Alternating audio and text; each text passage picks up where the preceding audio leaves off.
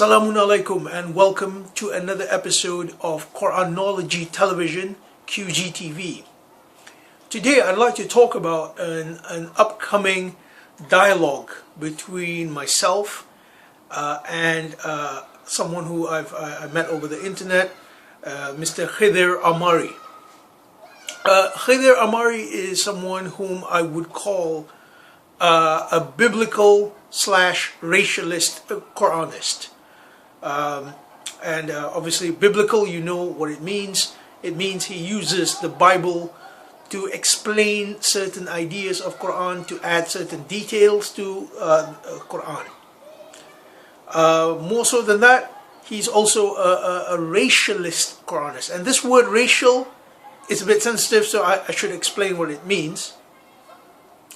A racialist Quranist is one who interprets Quran using concepts which are related to race or nation.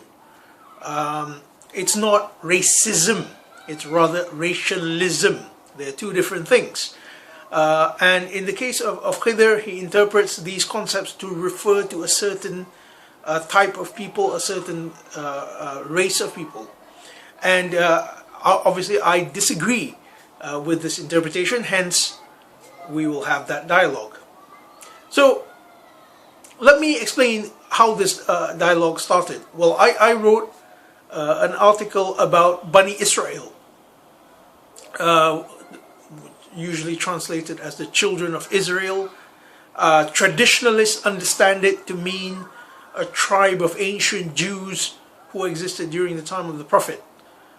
Some traditionalists take this to mean any, they do agree that in fact it did refer to Jews, but now the lessons can be obtained by Muslims because they have the revelation. That's closer to what I believe in anyway.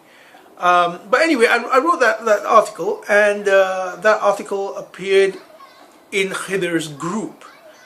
And Khidir duly responded to that, saying, okay, well, I disagree with you, and here is the truth, he said.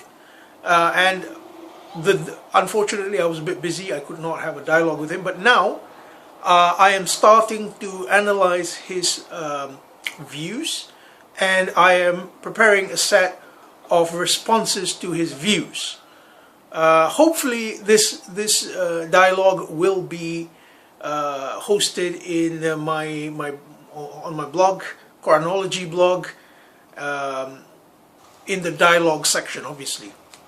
So let me explain a little bit about our differences. Let's take the concept of Bani Israil. Bani Israil, as I said, usually it's translated it's usually understood to mean a certain tribe of Jews. And I disagree with this. The reason I disagree is that I do not believe that the Bible, which influences traditional understanding, the Sunni understanding is deeply influenced by the Bible. I do not believe that the Bible is a legitimate source of Quranic interpretation. I don't believe that. I believe it's a set of stories which have been duly attached to Quranic understanding in order to subvert it from its aim, which is guidance for mankind. So why do I believe? I mean, firstly, let me explain who I believe Bani Israil are. For me, Bani Israil refer to an aspect of humanity. So it's all of us, really. It's all of us. An aspect of humanity which seeks a higher plane of existence. So obviously I would need to explain why I believe this. Okay, well, we need to analyze the theme of chapter 2, al-Baqarah, in order to come to this conclusion, I feel.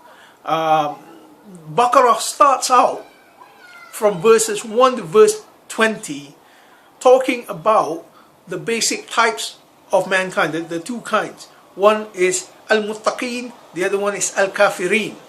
Al-muttaqeen are people who are aware and they take measures to preserve themselves. And in the context, this refers to the alif lam mim, which begins the surah.